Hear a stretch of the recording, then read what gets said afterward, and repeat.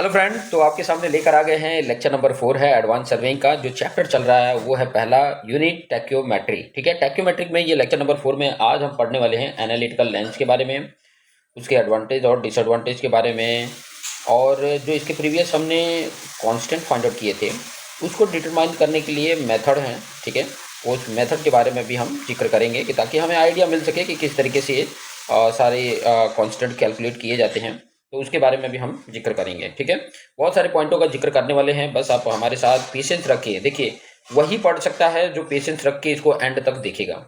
ठीक है, बाकी तो आप 5 मिनट देखिए, उसके बाद भग लिए, 10 मिनट देखिए भग लिए, ठीक है, वो बात अलग है। ठीक है, बाकी सबकी सबकी अपनी अपनी इंटरेस्ट होती है, कोई पढ़ना चाह रहा है, कोई सिर्फ शॉर्ट वीडियो देख के आगे बढ़ना चाह रहा है। तो चलिए आगे हम बढ़ते हैं कि एनालिटिकल लेंस क्या होता है। मैंने पहले भी बताया था, ये स्टार्टिंग में भी बताया था कि एनालिटिक लेंस जो होता है ये एक्सटर्नल, जो हमारे ट्रांजिट फ्लोरल डायल होता है उसमें एक्स्ट्रा लेंस जो प्रोवाइड किया जाता है उसी को बोला जाता है एनालिटिक लेंस। क्लियर? ठीक है, अब पॉइंट में इसके बारे में कुछ इंपॉर्टेंट पॉइंट, और ये कई बार पूछा हुआ है, ये एग्जाम में अगर मैं बोलूँ तो ये कई बार पूछा हुआ है, तो इसको प्लीज़ हल्के में ना लें। ठीक है, बेटर रहेगा कि इसको हम बहुत अच्छे से थोड़ा सा ध्यान से देख ले, क्योंकि ये कई बार पूछा हुआ है, एडवांटेज पूछ लेगा या इसकी थियरी पूछ लेगा, तो बेटर है कि हम इसको थोड़े से ध्यान से इसको पढ़ लें कि ताकि हमें आइडिया रहे। ठीक है, ओके, तो चलिए स्टार्ट करता हूं मैं। क्या है ये पहले तो ये क्या है? An external focusing telescope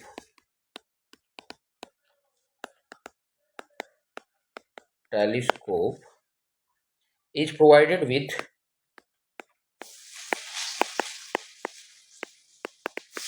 with an extra lens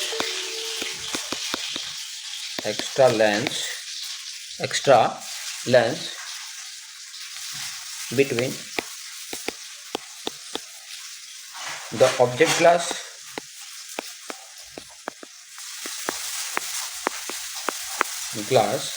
and the diaphragm.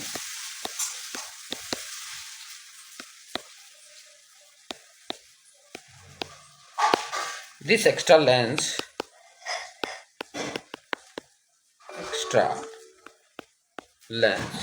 is known as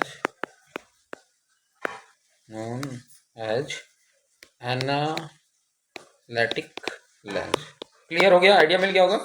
आराम आराम से मैं बता रहा हूँ, आपको आइडिया मिलना ही है। ठीक है, कहीं नहीं जाना है। मैं यह क्या बता रहा हूँ कि जो मेरा एक्सटर्नल फोकसिंग प्रोवाइड करते हैं, ठीक है, आपके ऑब्जेक्ट क्लास और डायफ्राम के बीच में एक एक्स्ट्रा लेंस प्रोवाइड करते हैं एक्स्ट्रा फोकसिंग के लिए। ठीक है, एक्स्ट्रा फोकसिंग के लिए ऑब्जेक्ट ग्लास और डायफ्राम के बीच में जो मैं एक्सटर्नल फोकसिंग के लिए एक्स्ट्रा लेंस प्रोवाइड कर रहा हूं, उसी एक्स्ट्रा लेंस को ही हम एनालिटिक लेंस बोलते हैं। ठीक है, आइडिया मिल रहा होगा? उसी को हम एनालिटिक लेंस बोलते हैं।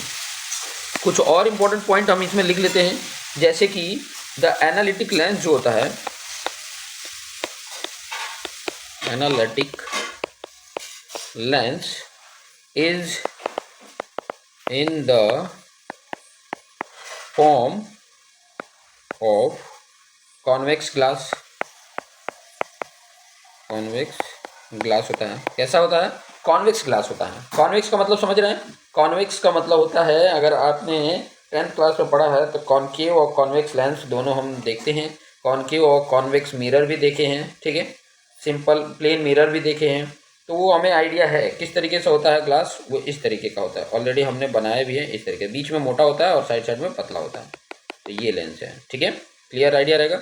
और कॉनकेव कैसा रहता है? इस तरीके का रहता है, बीच में पतला और साइड में मोटा। ठीक है, तो इसको बोलते हैं कॉन्वेक्स और इसको बोलते हैं कॉनकेव। ठीक है, याद रहेगा, इसको कॉन्वेक्स बोलते हैं और इसको कॉनकेव बोलते हैं। ओके, तो ये एनालिटिकल लेंस जो होता है वो किस फॉर्म में होता है? कॉन्वेक्स के फॉर्म में होता है। आगे मैं इसी की बात करूं इसी लड़ी में कि जो the object of providing lens, the object providing analytic lens analytic lens is to eliminate the additive constant, ठीक है। दैट इज अगर बात करें कि एफ प्लस डी जो होता है वो इक्वल टू जीरो होता है, ठीक है। एफ प्लस डी क्या कर देता है, इक्वल टू जीरो कर देता है, ठीक है।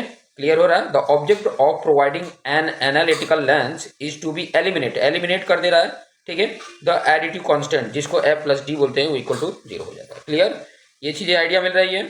नेक्स्ट इंपॉर्टेंट पॉइंट की अगर मैं बात करूं कि जो एनालिटिकल लेंस जो प्रोवाइड किया जाता है एक्स्ट्रा फोकसिंग के लिए टेलीस्कोप में केवल, ठीक है, तो उसका काम केवल यही होता है कि वो एक्स्ट्रा फोकसिंग प्रोवाइड कर सके, ठीक है।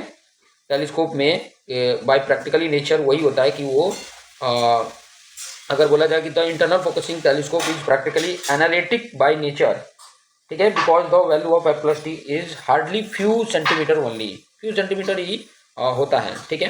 तो उसके बेस पे हम यही बोलते हैं कि जो भी उसमें फोकसिंग प्रोवाइड कर रहा है वो हमारा एनालिटिकल लेंस ही कर रहा है। तो इस बारे में भी लिख लेते हैं, the analytic lens is provided in an external focusing telescope only, ठीक है। जो एनालिटिकल लेंस होता है प्रोवाइड करता है एन एक्सटर्नल फोकसिंग टेलीस्कोप में केवल, ठीक है। द इंटरनल जो बात बोला था, इंटरनल फोकसिंग की बात करेंगे, फोकसिंग टेलीस्कोप इज प्रैक्टिकली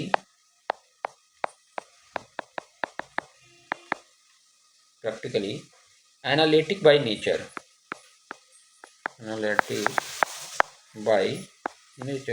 मतलब कहने का मतलब है जो इसके अंदर इंटरनल फोकसिंग हो रही है वो बाय नेचर वो एनालिटिक की तरह ही बिहेव कर रही है, फोकसिंग का ही काम कर रही है ना, ठीक है।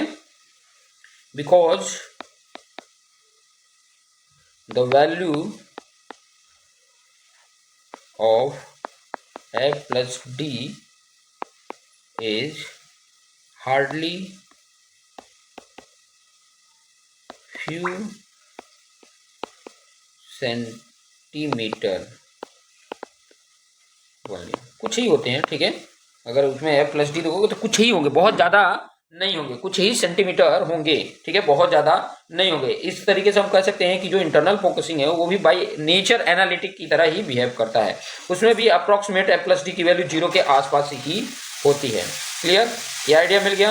ये मैंने आपको अगर लिखना चाहते हैं तो बाय आप क्या कर सकते हैं, इसको स्क्रीनशॉट ले लीजिए कि ताकि आपको एनालिटिकल लेंस के बारे में ये थियरी अगर लिखनी है तो इस तरीके से आप थियरी लिख सकते हैं। अब हम बात करने वाले हैं उसके एडवांटेज के बारे में बात करने वाले हैं, तो हेडिंग डाल देता हूं मैं उसके एडवांटेज, हेडिंग है एडवांटेज। एडवांटेज कई बार पूछा है, एडवांटेजेस डिसएडवांटेजेस कई बार पूछा हुआ है, ठीक है। तो पहला एडवांटेज अगर मैं इसका लिखूं कि एज द एडिटिव कांस्टेंट होता है, जो as the additive constant जिसकी वैल्यू c इक्वल टू क्या होता है, f प्लस डी होता है, इक्वल टू क्या होता है, जीरो होता है। द कंपटीशन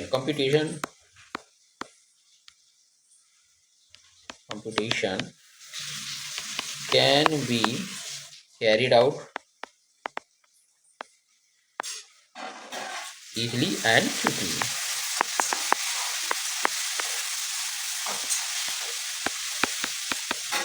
ठीक है। कहने का मतलब है कि मैं जब एनालिटिकल लेंस की एडिटिव कांस्टेंट अगर फाइंड आउट करूं तो ये आसानी से मिल जाता है, ठीक है, आसानी से और जल्दी ही फाइंड आउट हो जाता है कि इसकी एफ प्लस डी की वैल्यू क्या है, ठीक है। आगे आप न्यूमेरिकल में भी देखोगे, ठीक है, उसके डिटरमाइन करने का मेथड में भी देखोगे तो आपको आइडिया मिल जाएगा, ठीक है। सेकंड नंबर की अगर मैं बात करूं कि एनालिटिकल जो लेंस इसमें होता है वो प्रॉपरली क्या होता है, सील्ड होता है। वो सील्ड इसलिए होता है कि ताकि उसमें डस्ट और मॉइस्चर ना आ जाए, ठीक है, जल्दी खराब नहीं होगा, ये एक एडवांटेज है। The analytic lens is properly sealed against moisture ना आ जाए और डस्ट ना आ जाए, इसकी वजह से वो प्रॉपरली सील्ड होता है। ये एक बेनिफिट है। थर्ड नंबर की अगर मैं बात करूँगा कि जो लॉस ऑफ लाइट है, the loss of light may be compensated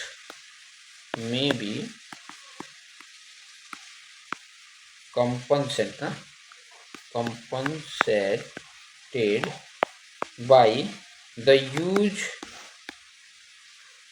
of slightly larger object glass। ठीक है, कहने का मतलब है कि इसमें slightly larger object glass use करने की वजह से इसके लॉस ऑफ लाइट है उसको बढ़ा देता है, मतलब लॉस ज़्यादा हो जाता है, लाइट का जो लॉस होता है वो ज़्यादा हो जाता है।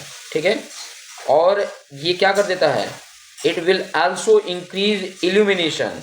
इट विल आल्सो, वो भी चीज़ें यहाँ पे ऐड कर देता हूँ, it will also increase illumination increase कर देता है। ठीक है, ये तीन एडवांटेज भी अगर आप लिख देते हो तो आप मतलब काफ़ी अच्छे तरीके से इसको बता सकते हो। ठीक है, तीन एडवांटेज भी लिख दोगे, 3 मार्क्स में अगर पूछता है 3 एडवांटेज सही है।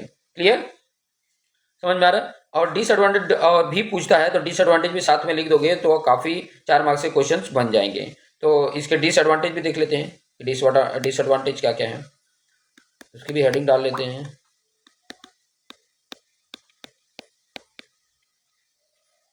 डिसएडवांटेजेस की बात कर लेते हैं, क्या है डिसएडवांटेज। ओके, डिसएडवांटेज की अगर मैं बात करूं, पहला जो डिसएडवांटेज है कि द एनालिटिक, पहले लिख देता हूं फिर बाद में आपको समझा देता हूं। Lens absorb some of incident light, क्या कर देता है। ठीक है, ये अगर इसकी बात करें एनालिटिकल लेंस से क्या करता है, ऑब्जर्व कर लेता है। ठीक है, बहुत सारे इंसिडेंट लाइट को, कुछ इंसिडेंट लाइट को। ठीक है, वो आगे मैंने एडवांटेज में बात बोला था उसी की बेस पे बोल रहा हूँ। टू कंपनसेट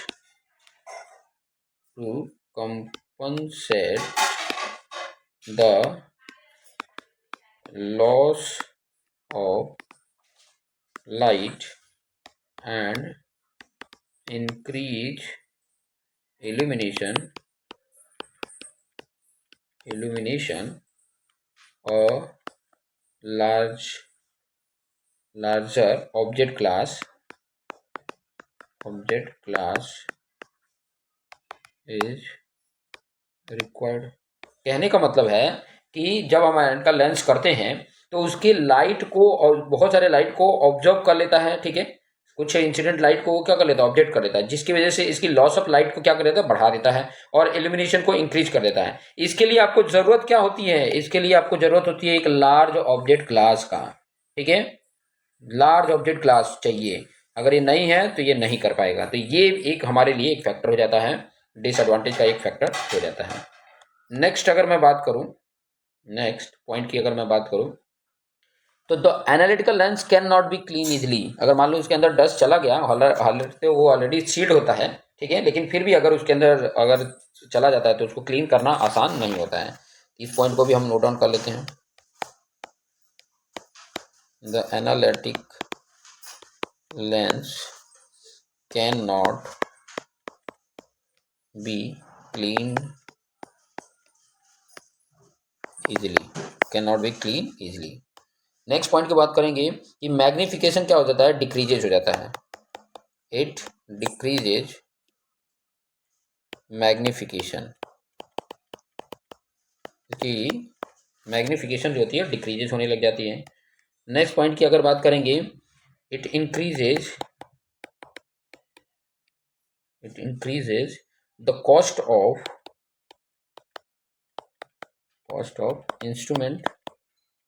क्यों बढ़ जाएगा, क्योंकि हम इसके अंदर एक्स्ट्रा लेंस प्रोवाइड कर रहे हैं, because of one extra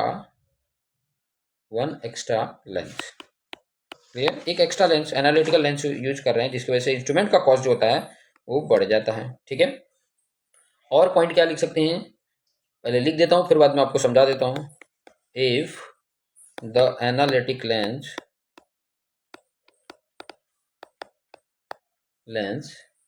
is adjustable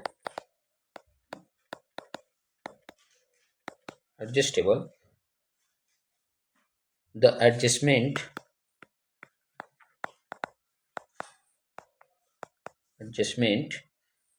have to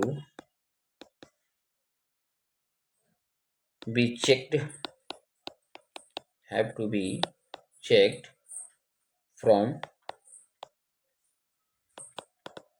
time to time to guard against error।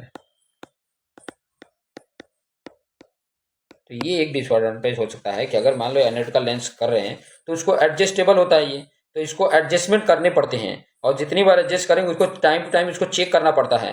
तो अगर गार्ड के द्वारा भी, गार्ड के अगेंस्ट में भी कुछ एरर आ रहा है तो भी हमारे लिए क्या हो सकता है, डिसएडवांटेज हो सकता है। ठीक है, तो इन पॉइंटों को भी हमें ध्यान में रखेंगे, ये हमारे क्या है, डिसएडवांटेज हैं। ठीक है, ये हमारे क्या है, डिसएडवांटेज हैं। अब हम बात कर लेते हैं, जैसे कि ये आपने डिसएडवांटेज की बात किया, एडवांटेज की बात किया, एनालिटिकल लेंस की थियरी। ये जो डिसएडवांटेज हैं और एडवांटेज हैं ये किसके हैं, थोड़ा सा ध्यान रखिएगा, क्योंकि आप लोग क्या है ना, एडवांटेज डिसएडवांटेज देख लिए, चैप्टर के एडवांटेज डिसएडवांटेज है तो टैक्योमेट्रिक में लिख दोगे, नहीं, ये किसके हैं, एडवांटेज किसके हैं, एनालिटिकल लेंस के। कंफ्यूज मत होना, एनालिटिकल लेंस के एडवांटेज हैं। ये जो एडवांटेज आप देखे हो वो एनालिटिकल लेंस के हैं, ये जो आप एडवांटेज देख रहे हो वो डिसएडवांटेज जो देख रहे हो ये एनालिटिकल लेंस के हैं। किसके हैं, एनालिटिक लेंस के हैं। कंफ्यूजन में कुछ और मत लिख देना। ठीक है, बात पता चल गई। अब आ जाते हैं हम नेक्स्ट इंपॉर्टेंट पॉइंट का, और वो इंपॉर्टेंट पॉइंट क्या है, मैं यहाँ पर हेडिंग डाल देता हूँ, वो है मेथड्स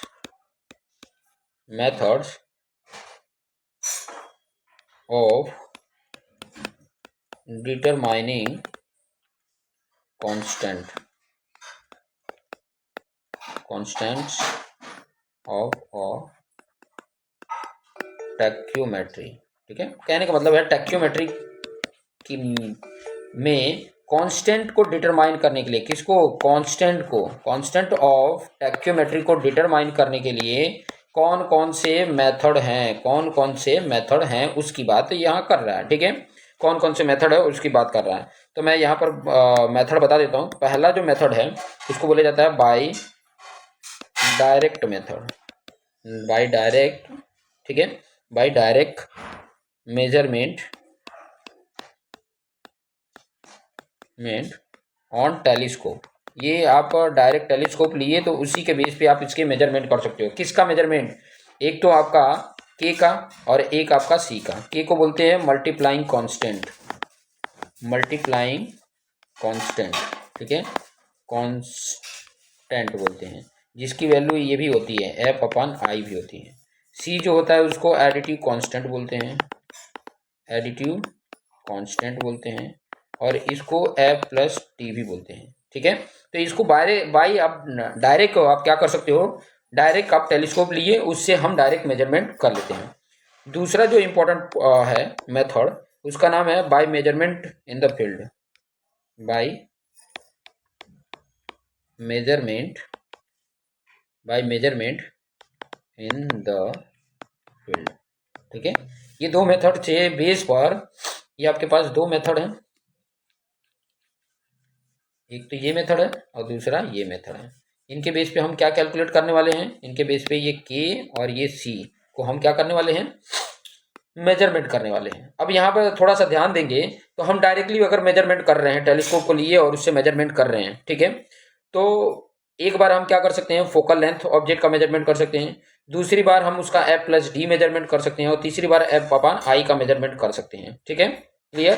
कहने का मतलब है अगर मैं इसकी बात करता हूँ, इस वाले पार्ट की अगर मैं बात करता हूँ, ठीक है, तो पहले तो मैं फोकस फाइंड आउट करूंगा उसका, ठीक है, उसके बाद अगर मिल गया तो D फाइंड आउट कर लूंगा, ऑलरेडी उसमें आपके इंस्ट्रूमेंट से मिल जाएगा, और फिर उसके बाद से मैं एक I फाइंड आउट कर लूंगा, और इन्हीं तीनों में तो खेल है आपका। ठीक है, एफ और डी और आई, ठीक है। एफ क्या होता है, focus length, focal length. D क्या होता है आपका फोकस वर्टिकल एक्सिस से और उसके लेंस के बीच का डिस्टेंस होता है, वर्टिकल एक्सिस और लेंस के बीच का डिस्टेंस होता है, ये आपका फोकस और वर्टिकल ऑप्टिकल सेंटर के बीच का डिस्टेंस, ऑप्टिकल सेंटर। ये आई होता है तुम्हारा आपका आई पीस और आई पीस की मतलब विड्थ होती है, ठीक है। तो ये चीज़ें इसके बेस पे हम कैलकुलेट कर सकते हैं, क्योंकि इसके बेस पे आप एफ अपन आई से आप क्या फाइंड आउट कर लोगे, मल्टीप्लाई कांस्टेंट, और एफ प्लस डी से आप फाइंड आउट कर लोगे एडिटिव कांस्टेंट। और उसके बेस पे हम बता सकते हैं कि इस इंस्ट्रूमेंट का ये जो बताया जाता है ना कांस्टेंट, वो इंस्ट्रूमेंट का है, ठीक है। तो इंस्ट्रूमेंट का हम बता देते हैं कि ये किस तरीके से है। आपको मेन क्या देखना है, मेन जो आपको समझना है ना, वो ये मेथड समझना है, ठीक है। इसके बेस पे क्वेश्चन आता है by measurement in the field, ठीक है। और किस तरीके से करना है वो मैं आपको डायग्राम के बेस पे आपको यहाँ पर बता देता हूँ, कि ताकि आपको आइडिया रहे। जैसे कि प्रिंसिपल हमने पढ़ा था, एक हमने यहाँ पर लेवलिंग स्टाफ लगा दिया, ठीक है, लेवलिंग स्टाफ। यहाँ पर हमने इंस्ट्रूमेंट को रख दिया, ध्यान से देखिएगा, ये मेरा इंस्ट्रूमेंट है, ठीक है। अब मैंने क्या कर दिया, ये तो उसका हॉरिजॉन्टल हो गया, क्लियर।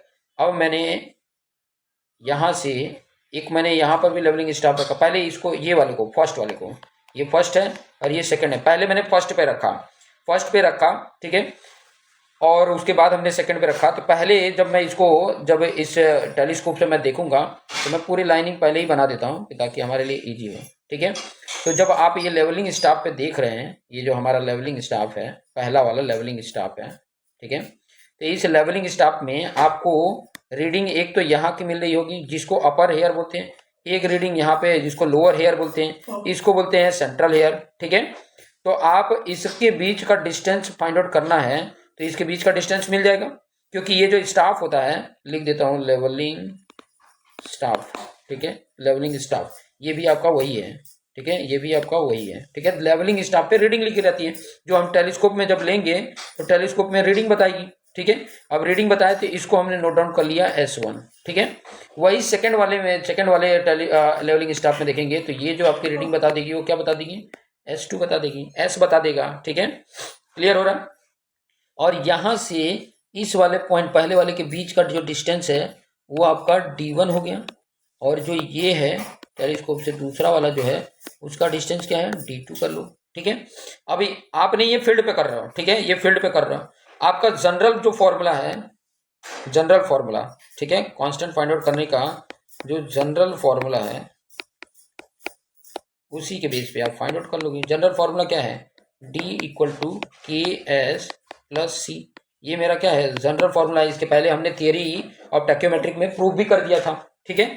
अब इसी के बेस में पहला आप अगर लोगे, पहला केस 1 अगर ले रहे हो, केस 1, तो उसके बेस पे क्या आ जाएगा, D की जगह पर D1, K वही रहेगा, और S की जगह पे S1 प्लस C कर लोगे, ये इक्वेशन 1 हो जाएगा। केस 2 में आप क्या करोगे, केस 2 में जो D है वो D2 हो गया, और ये K हो गया, ये S2 हो गया, प्लस C हो गया, ये इक्वेशन 2 हो गया। इसी के बेस पे पहले और दूसरे इक्वेशन में देखो, आपको D पता है, S पता है, आपको कौन से दो नहीं पता है, K को फाइंड आउट करना है और C को फाइंड आउट करना है।